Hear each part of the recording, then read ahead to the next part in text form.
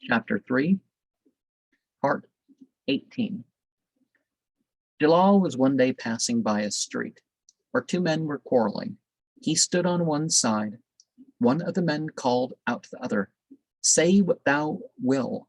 Thou shalt hear from me 1,000-fold for every word thou mayest utter." Hereupon Jalal stepped forward and addressed the speaker, saying, "No, no, whatsoever thou have to say, say it to me. And for every 1,000 thou mayest say to me, thou shalt hear from me one word." On hearing this rebuke, the adversaries were abashed and made their peace with one another. And not entirely related, but thou wilt, right? Well, what's your true will? So it's not just some contrivance, it's something else, right?